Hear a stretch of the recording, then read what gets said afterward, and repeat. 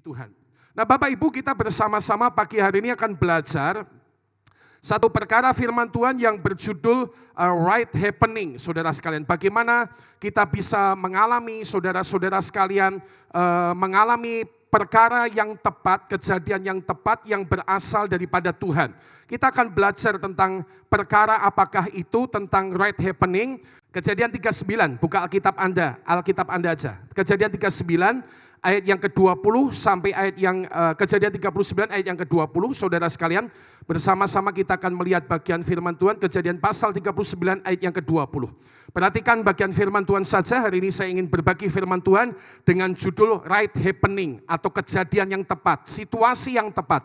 Mari kita bersama-sama perhatikan bagian firman Tuhan, Kejadian pasal yang ke-39 di dalam ayat yang ke-20. Oh, saya mohon maaf, ini ada beberapa kendala ya.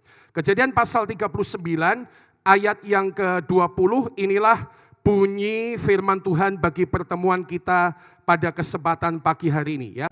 Atau kita baca dari ayat 1, dikatakan demikian, saudara sekalian. Kejadian pasal 39 dari ayat 1, Alkitab berkata demikian. Adapun Yusuf telah dibawa ke Mesir, dan Potifar seorang Mesir, pegawai istana Firaun, kepala pengawal raja, membeli dia dari tangan orang Ismail yang telah membawa dia ke situ. Ayat 2, tetapi Tuhan menyertai Yusuf sehingga ia menjadi seorang yang selalu berhasil dalam pekerjaannya. Maka tinggallah ia di rumah tuannya orang Mesir itu. Ayat 3, setelah dilihat oleh tuannya bahwa Yusuf disertai Tuhan dan bahwa Tuhan membuat berhasil segala sesuatu yang dikerjakannya, maka Yusuf mendapat kasih tuannya dan ia boleh melayani dia. Kepada Yusuf diberikannya kuasa atas rumahnya dan segala miliknya diserahkannya pada kekuasaan Yusuf. Ini Yusuf di rumah Potifar.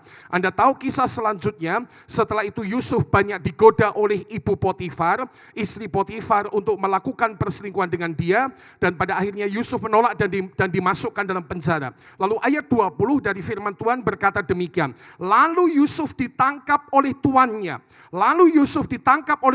Dan kemudian dimasukkan ke dalam penjara, tempat tahanan raja dikurung. Demikianlah Yusuf dipenjarakan di sana. Sampai di situ pembacaan firman Tuhan. Nah, saudara sekalian, sekali lagi tema firman Tuhan pagi ini adalah right happening, saudara sekalian. Kejadian yang tepat. Kita mau belajar tentang perkara ini lebih lagi, saudara sekalian. Saudara, hari ini kita barusan membaca bagian firman Tuhan bagaimana Yusuf ada di Mesir, saudara-saudara sekalian. Yusuf ada di Mesir, saudara-saudara sekalian. Alkitab berkata bahwa dia tadinya telah mengalami perkara-perkara yang baik dalam hidupnya, sampai kemudian istri Potifar mencobai dia dengan keinginan untuk perselingkuhan. Yusuf dengan tegas menolak, dan Alkitab berkata kemudian Yusuf, saudara sekalian, masuk dalam penjara.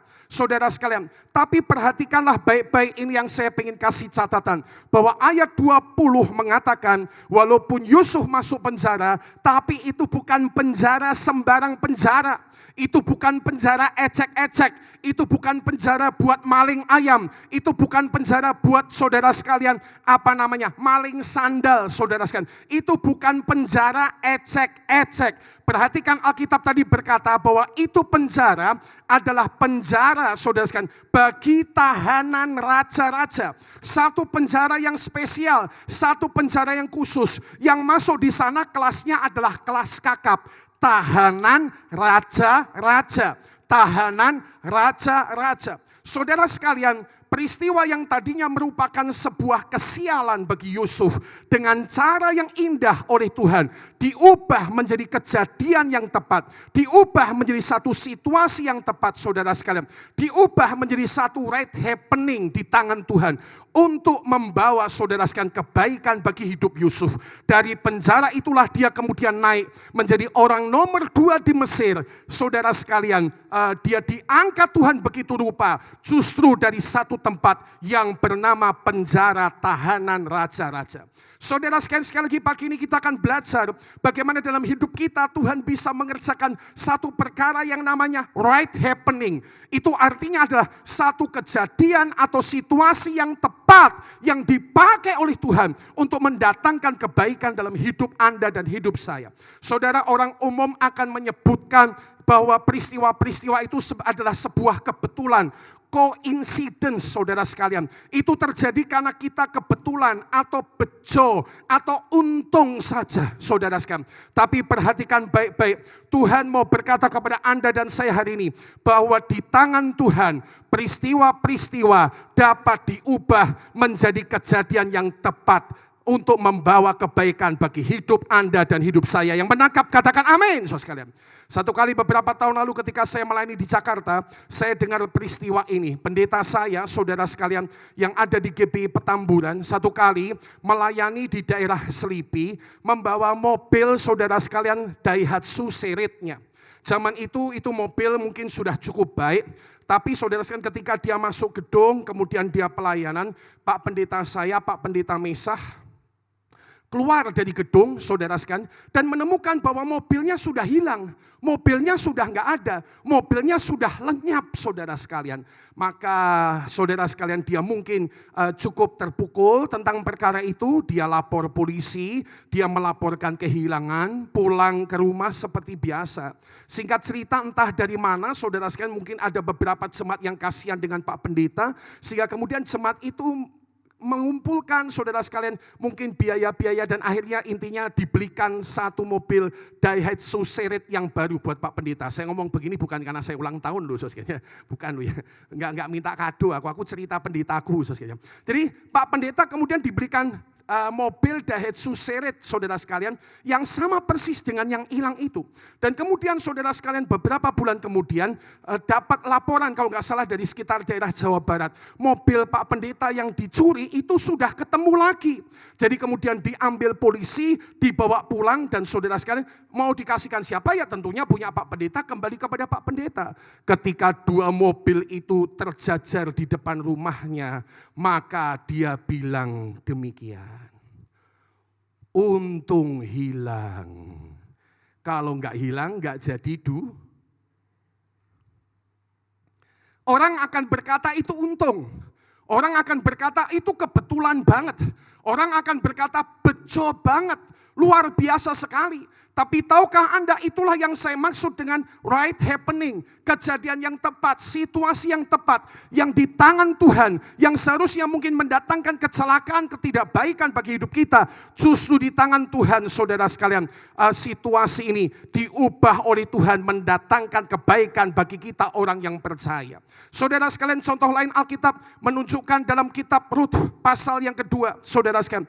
Rut, Bapak Ibu saudara sekalian dalam kitab Rut pasal yang kedua saudara sekalian, Alkitab berangkat dia telah pulang atau dia telah pergi datang bersama Naomi mertuanya sebagai seorang saudara sekalian janda yang tidak punya apa-apa saudara sekalian ya, janda yang miskin, janda saudara-saudara sekalian yang tidak punya sumber daya apapun ya, suaminya sudah meninggal, kehidupannya miskin saudara sekalian, dari Moab mereka pulang ke kota Bethlehem. Saudara sekalian, mungkin hari itu yang terjadi adalah sangat jelek.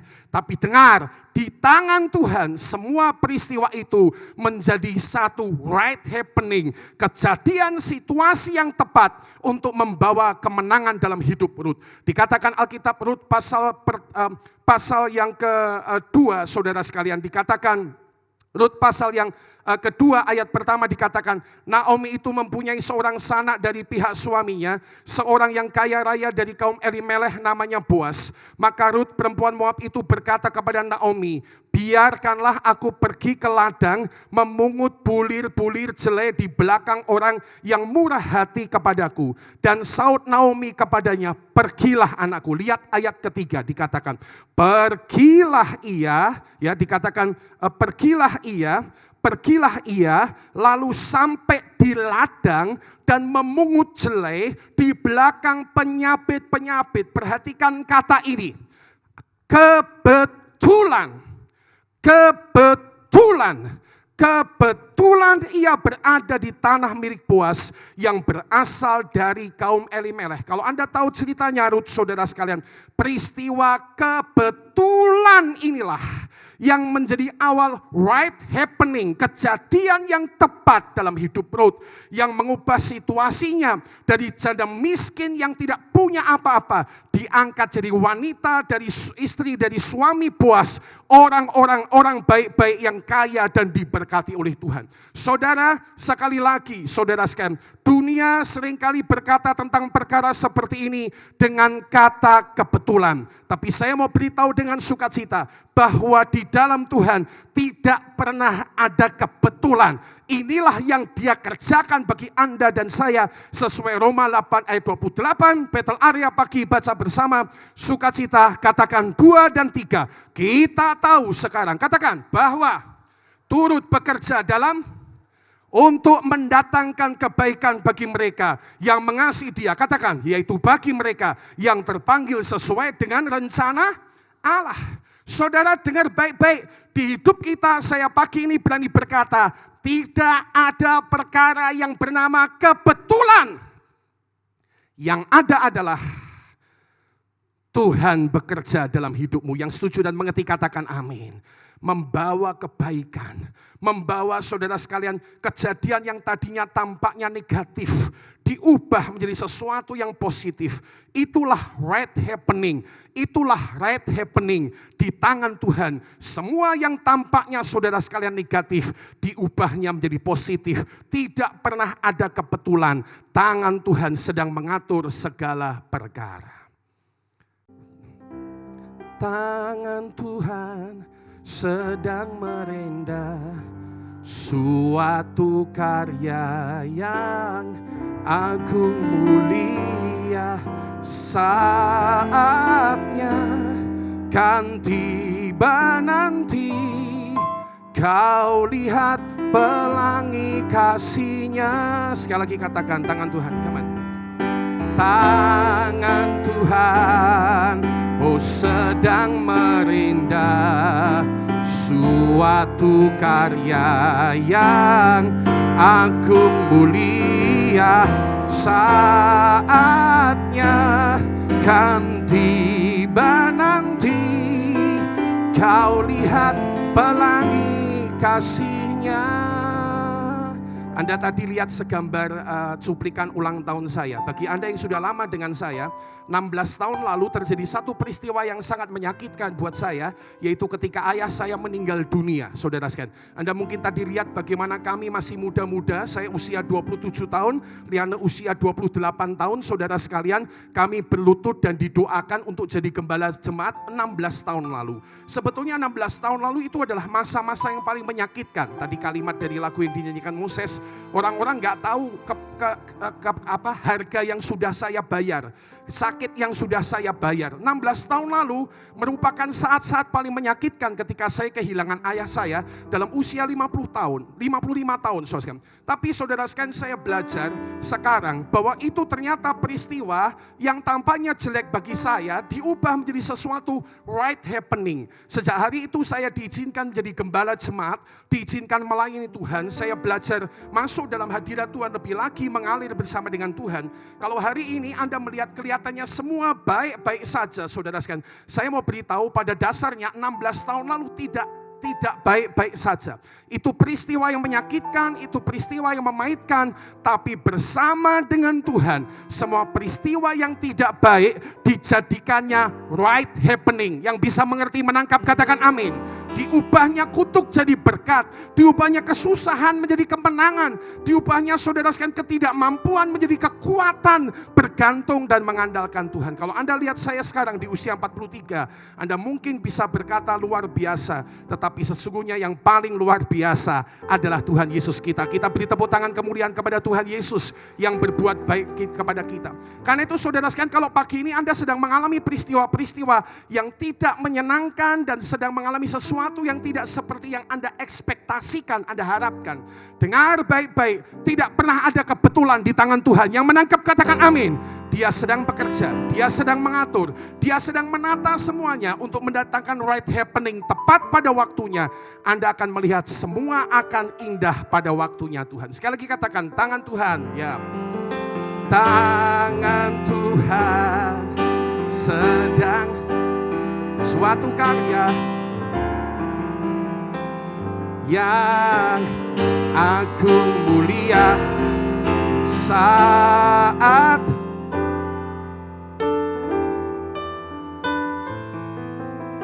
kau lihat pelangi kasih-Nya. Kau lihat pelangi kasih-Nya Tuhan. Kau lihat pelangi kasih-Nya. Kau lihat pelangi kasih-Nya. Beri tepuk tangan sekali lagi buat Tuhan kita yang luar biasa. Nah, pagi ini saya pengen berbagi, saudara, bagaimana kita bisa mengalami right happening seperti itu di hidup kita. Saudara, memang right happening ini pekerjaan Tuhan semata. Ini kasih karunia Tuhan saja. Ini bukan karena upaya kita. Ini bukan karena kerja keras kita. Ini adalah pekerjaan Tuhan. Saya mau berkata itu sejak awal dengan baik-baik. Right happening is about God. Ini semua pekerjaan Tuhan dalam hidup kita. Tetapi saya belajar dari hidup Yusuf dan Ruth, nanti kita lihat bahwa untuk mengalami right happening ternyata kita memang perlu punya beberapa perkara tertentu di dalam hidup kita. Mari kita belajar. Yang pertama, untuk mengalami right happening kita harus punya right belief. Percaya yang benar dalam hidup kita. Kita harus punya right belief. Satu kepercayaan, boleh dikatakan dengan kalimat gampang, satu iman yang benar di hadapan Tuhan. Inilah hal pertama yang akan mengantarkan kita mengalami right happening in our life di dalam hidup kita. Kalau Anda baca Kejadian 39 ayat 9 tadi, saudara sekalian, saya mengajak Anda melihat bahwa Yusuf, orang muda itu, punya saudara percaya yang benar. Ya, dalam situasi yang sedang dijalani di hidupnya. Kalau Anda baca Kejadian 39 ayat 9, saudara sekalian, ketika Yusuf dicobai oleh istri Potifar untuk berbuat dosa selingkuh. Yusuf berkata bahwa bagaimana mungkin aku mau selingkuh sama engkau? Itu seperti mengerjakan perbuatan kejahatan yang besar dan yang pasti dalam percayanya, kalau aku sampai dosa itu, maka aku berbuat dosa kepada Allah. Yusuf punya belief yang benar bahwa mungkin dia dicobai oleh istri Potifar. Bisa jadi dia berkata, yang salah kan bukan aku Tuhan. Yang salah kan istrinya Potifar. Ngejar-ngejar aku, tiap hari merayu aku. Aku kan orang muda, bisa salah, bisa dosa. Tapi Yusuf punya belief yang benar. Saya melihat dia punya belief yang benar bahwa dia belief begini. Kalau aku melakukan dosa itu, aku ini berbuat dosa besar terhadap Allah. Gak mungkin aku berbuat dosa. Jangan sampai aku berbuat dosa kepada Allah. Dia punya satu belief yang benar. Sehingga dia akhirnya mengalami right happening dalam hidupnya. Dan Yusuf itu selalu punya belief yang benar. Nanti kita lihat, bahkan sekalipun dia di penjara, ya, dia tetap tidak pahit, dia tetap tidak marah. Dia tetap tidak, saudara sekalian, balas dendam. Perhatikan ya, orang itu bisa kelihatan dia punya belief yang benar atau tidak, ya, kepercayaan yang benar, iman yang benar atau tidak, itu bukan hanya pada waktu masa susah. Ya, perhatikan baik-baik. Saya mau kasih contoh yang Roh Kudus taruh di hati dan pikiran saya. Ketika Yusuf menjadi raja besar di Mesir, dia tidak balas dendam loh, Bapak Ibu. Dia tidak balas dendam. Dia tidak balas dendam. Pertama, dia nggak balas dendam sama istri Potifar. Dia nggak panggil istri Potifar dan suaminya dan berkata demikian. Lu ya, dulu kamu bikin gua susah. Lu fitnah gua. Sekarang ya, gua raja besar. Saya bikin susah kamu, saya bikin mati kamu. Dia nggak bikin action kayak gitu. Nggak bikin action. Yang kedua, dia nggak balas dendam sama saudara-saudaranya yang jual dia ke Mesir.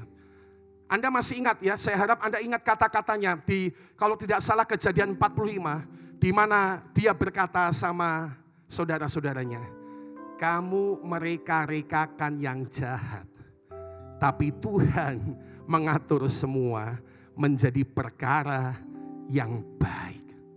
Orang kalau punya belief yang benar, dia ngerti. Bahkan ketika dijahati sama saudara-saudaranya, Yusuf bilang, kamu itu memang ngatur yang jahat. Kamu itu memang mau matiin saya. Tapi apa yang jahat itu diatur Tuhan untuk mendatangkan perkara yang baik. Apakah Anda melihat bagaimana Yusuf punya belief kepada Tuhan? Yang melihat bisa katakan amin, saudara sekalian. Itulah beliefnya, percayanya dia kepada Tuhan. Right belief to the God. Percaya kepada Tuhan. Sehingga dia, saudara sekalian, mengalami right happening dalam hidupnya. Kalau Anda lihat contoh kedua dalam Rut, saudara sekalian. Dalam Rut pasal 2, Rut pasal pertama ayat 16, catatan saya salah. Rut 1 ayat 16 dikatakan bahwa saya melihat bagaimana Rut itu, saudara sekalian, mengalami atau punya right belief, ya, kepercayaan yang benar. Maksudnya bagaimana, saudara sekalian? Kalau Anda tahu latar belakang Rut, saya cerita saja dengan sederhana, saudara sekalian. Rut itu seorang perempuan Moab, tidak pernah kenal Allah Israel. Tapi ketika, saudara sekalian, dia bersuami dengan suaminya, saudara sekalian, dan kemudian suaminya mati, sebetulnya ada kesempatan untuk dia berubah kepercayaannya. Dia bisa berpisah dengan mertuanya yang namanya Naomi. Dia bisa kembali ke suku bangsanya dan menyembah Allahnya orang Moab. Tapi pada titik itu, inilah yang dia katakan. Nanti Anda baca di kitab Rut pasal pertama ayat 16. Dia berkata kepada Naomi mertuanya, Allahmu akan menjadi Allahku. Artinya, saudara sekalian, Rut itu, saudara sekalian, tetap menjaga kepercayaannya, tetap menjaga imannya. Padahal suaminya sudah meninggal, padahal keluarganya sudah miskin, padahal mereka akan pulang ke Israel sebagai orang miskin. Tapi Rut tetap berkata, Allahmu tetap akan jadi Allahku. Right belief, kepercayaan yang benar akan membuat kita mengalami kejadian yang tepat. Right happening di dalam kehidupan Anda dan kehidupan saya. Saudara-saudara sekalian, saya ingin kasih contoh kepercayaan yang benar seperti apakah yang perlu ada dalam hidup Anda dan saya. Salah satunya adalah, saudara sekalian, percaya bahwa Allah turut bekerja dalam setiap perkara mendatangkan kebaikan bagi kita. Nah, ini percaya yang harus kita jaga. Banyak sekali lagi orang Kristen yang ketika punya masalah, saudara sekalian, dia kemudian akan berkata, di mana Tuhan? Apa Tuhan masih memperhatikan saya? Piye to Tuhan? Ya. Dulu saya seperti itu. Ya, 16 tahun lalu saya punya kesempatan cerita ini. Ya. Jadi 16 tahun lalu ketika ayah saya meninggal dunia, saya sempat bergumul seperti itu. Gimana toh Tuhan? Bapak saya masih usia 55 tahun, masih bisa umur panjang. Masih bisa umur panjang, masih bisa sehat. Kenapa engkau ambil? Saya banyak bergulat dengan Tuhan dengan perasaan-perasaan itu 16 tahun lalu. Saya tidak merelakan kepulangan ayah saya, apalagi kemudian 4 tahun kemudian disusul oleh ibu saya. Saudara sekalian, saya tidak pernah senang dengan peristiwa itu. Tapi perlahan tapi pasti Tuhan menolong saya untuk mulai punya belief yang benar, punya kepercayaan yang benar, yaitu percaya bahwa Allah turut bekerja dalam segala perkara mendatangkan kebaikan. Nah, proses ke arah sana memang tidak pernah mudah, tapi itulah perjalanan iman. Beliefnya dijaga dengan Tuhan. Saudara sekalian, dan dari situ hari ini, saudara sekalian, hari ini saya bisa mengucap syukur. Setelah 16 tahun berlalu, sekarang saya bisa bersyukur. Walaupun saya tidak senang dengan peristiwa kematian ayah dan ibu saya, tapi saya bisa bersyukur bahwa bagaimanapun peristiwa itu diizinkan Tuhan mendatangkan kebaikan kepada hidup kami sekarang dan kepada kita semua yang ada di tempat ini. Ini semua tentang Tuhan. Jaga kepercayaan kita. Right belief, ya. Hatiku percaya,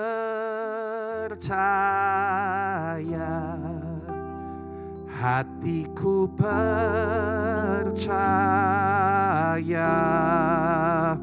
hatiku percaya, selalu ku percaya. Katakan sekali lagi, hatiku percaya, hatiku percaya. Hati percaya.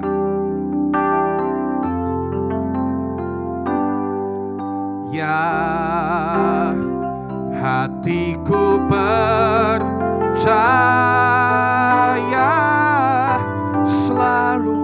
ku percaya. Saudara, Anda bisa sudah tahu prinsip ini, tapi pertanyaannya, Anda melakukan prinsip ini apa tidak? Apakah Anda selalu belajar menjaga kepercayaan Anda pada Tuhan pada setiap situasi apapun? Dengar baik-baik, right belief, percaya yang benar akan mempersiapkan Anda mengalami right happening in your life. Yang kedua, saudara sekalian, saya belajar bagaimana Yusuf dan Ruth bisa mengalami right happening, kejadian yang tepat, yang di tangan Tuhan diubah, membawa kebaikan dalam hidup mereka. Kuncinya ternyata mereka adalah orang-orang yang menjaga right relationship atau hubungan-hubungan yang benar. Hubungan-hubungan yang benar dengan siapa? Dengan Tuhan dan dengan sesama.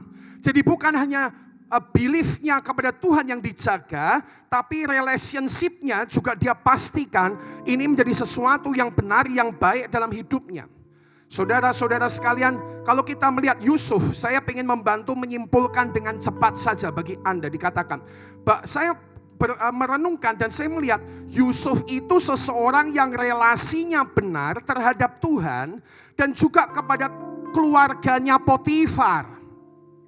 Kalau Anda lihat dalam Kejadian 39 ayat 9, saudara sekalian, maka Anda akan bisa tahu bagaimana Yusuf itu betul-betul mau menjaga relasinya baik dengan Tuhan. Ya, ketika sekali lagi dia berkata, bagaimana mungkin aku melakukan kejahatan itu dan berdosa kepada Tuhan Allahku.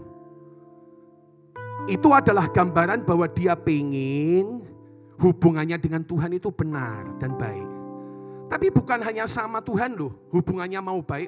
Dia juga hubungannya mau baik sama bosnya, sama tuannya, sama juragannya, Pak Potifar dan juga Ibu Potifar. Kalau Anda baca di Kejadian 39 ayat 8 dan 9, dia berkata, ya, tuanku sudah mempercayakan semua kepadaku. Bahkan di rumah tangga ini, kuasanya tuanku tidak lebih besar dari aku. Sebab Yusuf itu dipercaya ngatur semua yang ada di rumah tangganya Potifar. Yusuf cuma bilang gini, hanya satu saja yang tidak diserahkan kepada aku, yaitu kamu, istrinya. Jadi kemudian dia bilang begini, bagaimana mungkin aku melakukan kejahatan yang besar ini? Bahasanya gini, bagaimana mungkin aku mau curang sama bosku, Pak Potifar? Apalagi aku curang sama kamu. Memang Yusuf tahu, saudara sekalian, logika kita harus ngerti. Istri Potifar, pejabat negara, gak mungkin jelek. Itu ibu yang cantik. Kalaupun mohon maaf usianya sudah tua, dia pasti punya kapasitas kecantikan zaman itu. Mesir yang terkenal dengan ramuan-ramuannya, dengan mandi susu ala Cleopatra. Semua kesempatan itu dipunyai sama istri Potifar, orang kaya. Jadi ibu ini pasti cantik. Tapi Yusuf menjaga hatinya benar kepada ibu ini. Bagaimana mungkin aku mau sentuh kamu? Aku hormati kamu. Apalagi kamu istri bosku. Bagaimana mungkin aku berbuat jahat kepada bosku? Saudara sekalian, kalau boleh menyimpulkannya langsung bagi Anda, maka kita bisa melihat bahwa Yusuf itu seorang yang menjaga relasinya benar kepada Tuhan, tapi juga kepada sesamanya. Right? Relationship. Ruth adalah seseorang yang bertingkah laku sama. Ruth bertingkah laku benar terhadap Tuhan. Sekali lagi ketika Ruth tadi berkata, Allahmu Naomi akan menjadi Allahnya aku.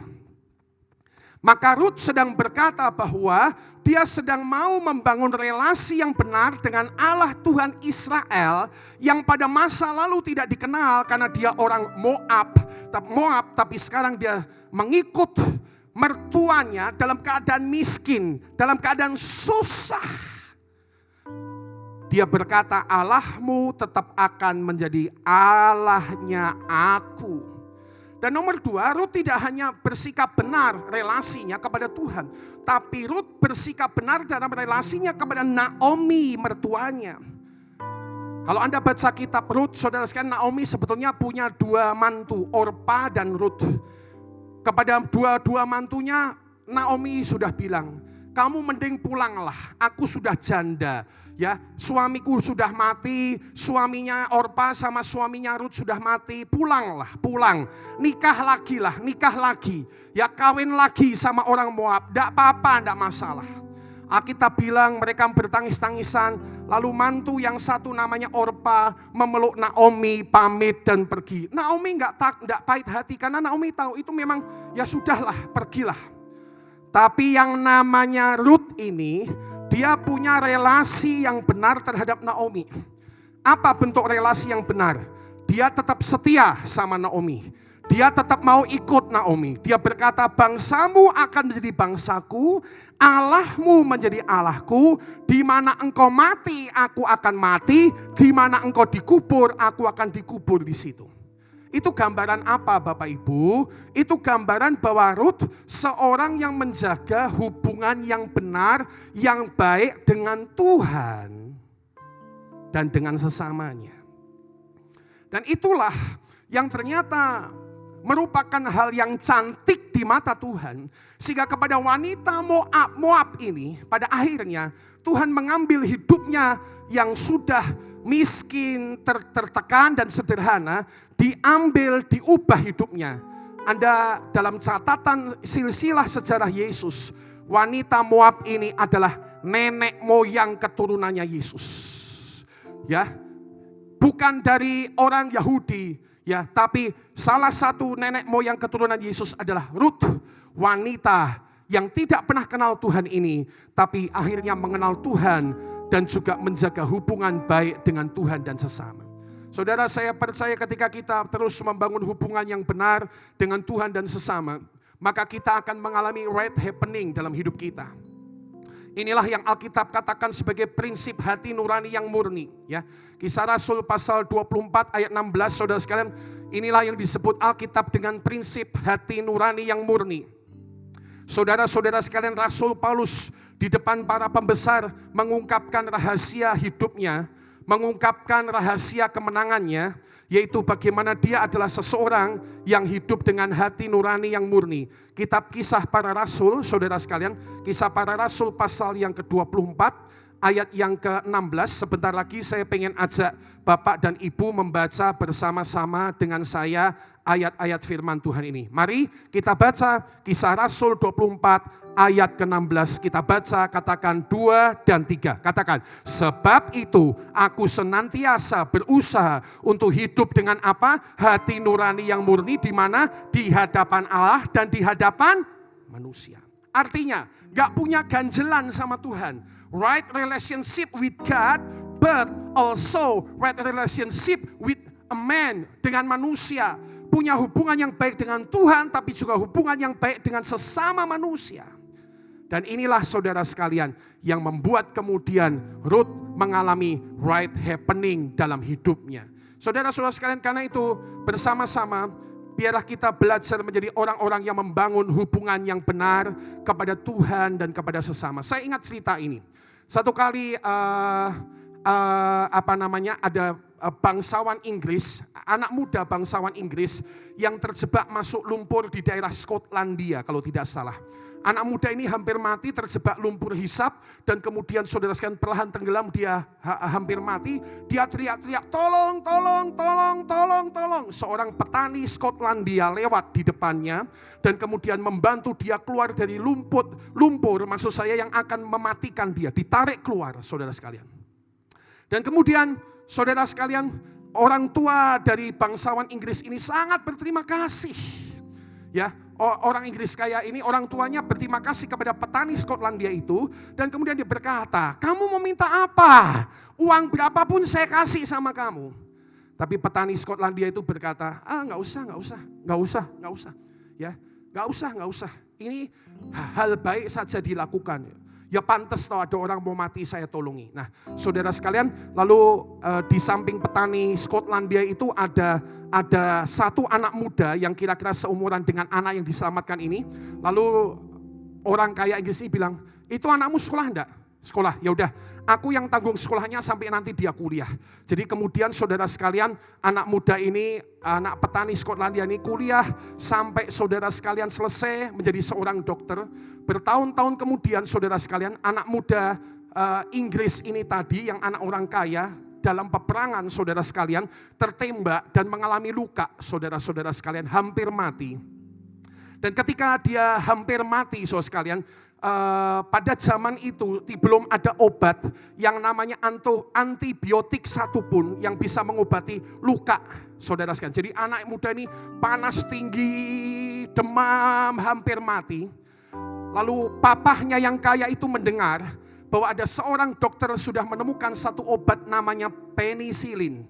Dan kemudian saudara sekalian, papahnya yang kaya ini menghubungi dokter itu untuk membeli penisilin dari dia. Yang mana ternyata dokter itu adalah anak muda Skotlandia, anak petani Skotlandia yang disekolahkan dia tadi. Jadi dia dapat penisilin, dia obati anak muda, anaknya yang orang Inggris ini, lalu sembuh. Dua anak muda ini kemudian nanti pada masa depan terkenal. Anak muda Inggris, anak orang kaya ini dikenal dengan nama Sir Winston Churchill, Perdana Menteri Inggris, yang memimpin peperangan Inggris di Perang Dunia Kedua dengan gagah berani, dengan mantap. Sir Winston Churchill. Dan penemu penisilin ini adalah Alexander Fleming, dokter terkenal yang pertama kali menemukan antibiotika pertama di dunia yang bernama penisilin. Apa yang mau saya bagi dari cerita ini? Lihat, kalau saja petani Skotlandia itu tidak menjaga right relationship, hubungan baik, setelah menolong dia berpikir ya udah kasih duit, ya kasih duit sudah selesai. Maka dia tidak akan pernah ada cerita di sejarah yang indah seperti ini. Tapi justru karena ada orang-orang yang saling menjaga hubungan yang baik, maka saudara sekalian, entah bagaimana, orang sekali lagi akan berkata kebetulan, betul. Tapi pagi ini kita belajar, pasti tidak ada yang kebetulan. Yang setuju katakan amin. That is right happening in God's hand. Itu sebuah right happening di tangan Tuhan. Sebuah situasi kemalangan-kemalangan dan kemalangan demi kemalangan yang diubah oleh Tuhan untuk membawa kebaikan bagi orang-orang yang membangun relasi benar dalam hidupnya. Yang paling akhir pada kesempatan pagi ini, saudara sekalian, saya ingin berbagi bagaimana kita bisa mengalami right happening ketika kita menjaga right attitude in our life. Sikap-sikap yang benar di hidup kita. Perhatikan sekali lagi bagaimana Yusuf tidak marah, tidak pahit, tidak bersungut-sungut dalam peristiwa yang dia alami. Lihat Kejadian 39, 40, 41, 42, 43, 44, 45. Sekali lagi, bahkan di Kejadian 45, Yusuf berkata sama saudara-saudaranya, kamu ngatur yang jahat biar saya mati. Tapi Tuhan pakai semua mendatangkan kebaikan. Anda cek Alkitab, you will never, Anda pasti tidak akan ketemu kata-kata di mana maka marahlah Yusuf, maka pahitlah Yusuf, maka bersungut-sungutlah Yusuf. No, dia tidak begitu. Attitude-nya benar. Hatiku percaya sama Tuhan. Hatiku percaya. Hatiku percaya. Selalu ku percaya. Yusuf tuh percaya banget sama Tuhan. Makanya ayat 4, Kejadian 45 dia bilang, kamu tuh ngatur yang jelek ya, tapi Tuhan tuh buat semua bagus. Gak marah, gak pahit, gak bersungut-sungut. Ruth sikapnya juga mantep punya. Wanita janda yang miskin tapi tetap setia sama mertuanya. Wanita yang tetap mau bekerja keras. Wanita yang tetap tabah di dalam segala masalah. Anda tidak akan melihat catatan bagaimana Ruth mengeluh. Anda tidak akan melihat catatan di Alkitab bagaimana Ruth marah. Anda tidak akan lihat catatan sedikit pun di Alkitab bahwa Ruth putus asa, mau bunuh diri, mau gantung diri, sudah galau, sudah bete. No. You will never find any not like that. Kamu tidak akan temukan sedikit pun catatan macam demikian tentang Ruth yang mengeluh dalam hidupnya. Itu wanita adalah wanita yang menjaga right attitude karena dia punya right belief, kepercayaan yang benar kepada Allah. Saudara, bagian akhir firman Tuhan, sikap yang tepat akan memberkati hidup Anda dan hidup saya. Mazmur pasal 37 berkata, terus punyai sikap yang tepat di hidup Anda. Pilih, percayalah kepada Tuhan, lakukanlah yang baik, bergembiralah dalam Tuhan. Alkitab bilang, Mazmur 37, jangan marah kalau kamu lihat ada orang yang jahat, kelihatannya diberkati. Korupsi kok kelihatannya tidak, konangan-konangan. Jangan marah, jangan marah. Orang GKJ punya pepatah, Gusti boten sare. Tuhan tidak tidur. Tuhan itu melihat, yang ngerti katakan amin. Dia selalu sedang meninjau segala sesuatu. Alkitab bilang, miliki sikap yang benar, percaya pada Tuhan, lakukan yang baik, bergembiralah dalam Tuhan. Maka Ia akan memberikan apa yang diinginkan oleh hatimu. Saudara siap hari ini diberkati oleh Tuhan? Yang siap katakan amin. Saya percaya hari ini right happening akan datang dalam hidupmu. Perkara-perkara yang Anda lihat kelihatannya jelek, dengar baik-baik. Hari ini Anda belum paham. Tapi beberapa waktu ke depan, tahun ke depan Anda akan lihat semua ini indah di dalam tangan Tuhan. Mari.